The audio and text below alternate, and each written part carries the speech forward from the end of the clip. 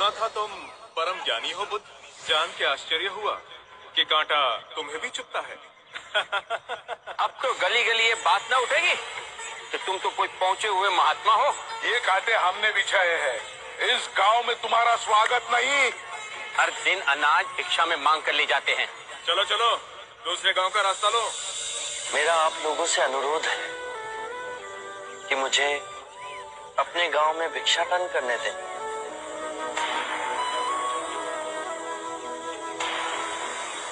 ठीक है, भिक्षा चाहिए तो दे अपने रक्त की आहुति।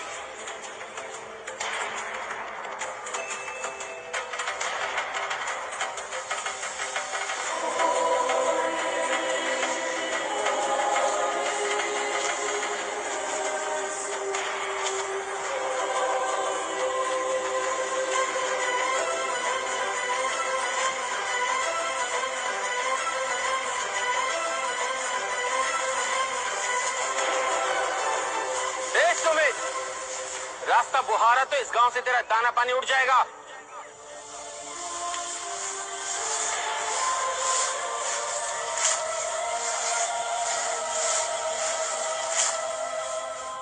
आप गांव में प्रवेश कीजिए। इन मुट्ठी भर लोगों से कई अधिक लोग आपको भिक्षा देने के लिए आतुर हैं।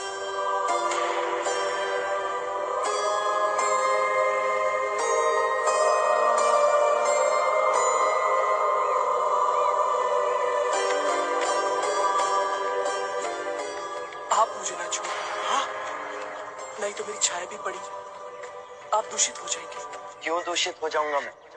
तुम भी हम सभी की तरह मनुष्य ही हो, और एक मनुष्य का स्पर्श दूसरे मनुष्य को कैसे दूषित कर सकता है? केवल लालच, घृणा, मोह, तृष्णा हम ही मनुष्य को दूषित करते हैं। और तुम जैसा मनुष्य जिसमें इतना प्यार भरा हो, वो केवल दूसरों को सुख ही दे सकता है, दुख नहीं। कैसे महात्मा हो तुम? तुम्हें तो जाति वर्ण का ज्ञान भी नहीं है। चोला पहने कोई सन्यासी नहीं होता।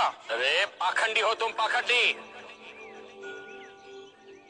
जो मानव से उसकी मानवता को छीनता है, पाखंडी वो होता है। यदि मुझे पाखंडी कहे आप सभी को संतोष मिलता है तो ये उचित है, परंतु इस मनुष्य में भी हमारी तरह प्राण बसे। इसे नीचा कहे, इसका तिरस्कार करना सबसे बड़ा पाखंड है। यदि जानते नहीं हो तो मैं बता दूं, ये धर्म शास्त्र है। पाखंड कैसे हुआ? जिस मिट्टी से सारी मानवता का सृजन हुआ उसी से इसका भी हुआ। मानव और मानव में भेद कर आप सृजनकर्ता पर कीचड़ उछाल रहे हैं। यदि हम आकाश में कीचड़ उछालेंगे तो आकाश तो ऊंचा ही रहेगा, परंतु कीचड़ वापस हमारे ऊपर ही गिरेगा।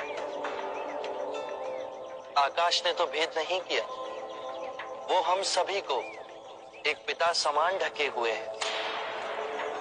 ये धरती धान उपजती है, इसने हमारे साथ भेदभाव नहीं किया। ये हवा हम सभी के लिए समान बहती है। पानी हर प्यासे की तृष्णा को बुझाता है। जब प्रकृति भेदभाव नहीं करती तो हम मनुष्य में भेदभाव क्यों करते हैं? यदि ऐसा है तो इसे संघ में भिक्षु क्यों नहीं बनाते? बहुत अच्छा सुझाव दिया आपने। सुनीत, क्या तुम भिक्षु बनना चाहोगे? मैं अछूत, आप जैसे महात्मा का भिक्षु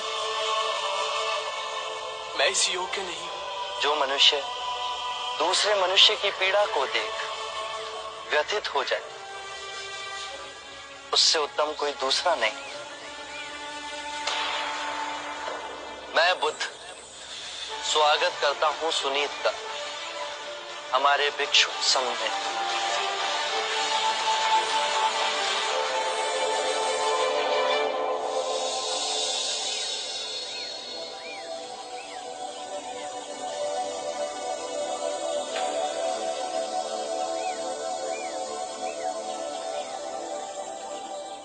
सारा जीवन किसी ने दया के दो शब्द ना कहे मुझसे, और आज इतनी करुणा बरसी है। पहली बार ऐसा लग रहा है कि मैं भी मनुष्य हूं, पर जो मैं कर रहा हूं यह अधर्म तो नहीं? जो अधर्म आज तक हुआ वो अब नहीं होगा।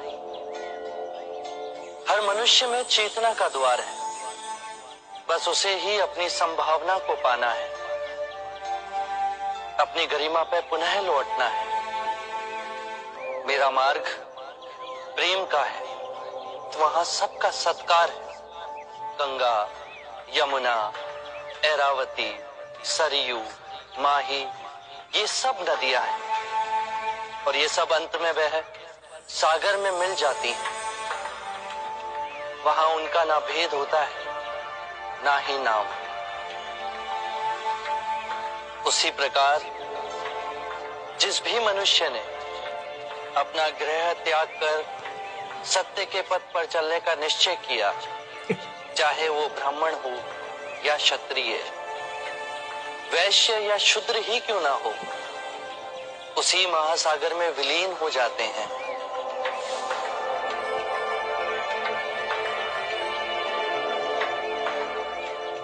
हर मनुष्य के अश्रुओं में नमक होता है, उसके लहू का रंग लाल होता है।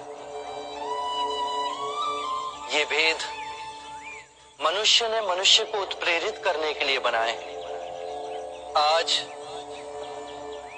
मैं इन भेदों को काटता हूं। आज सुनीत को दीक्षा देना क्रांतिकारी होगा। हम पर बहुत से संकट आएंगे, हमें और तिरस्कृत किया जाएगा,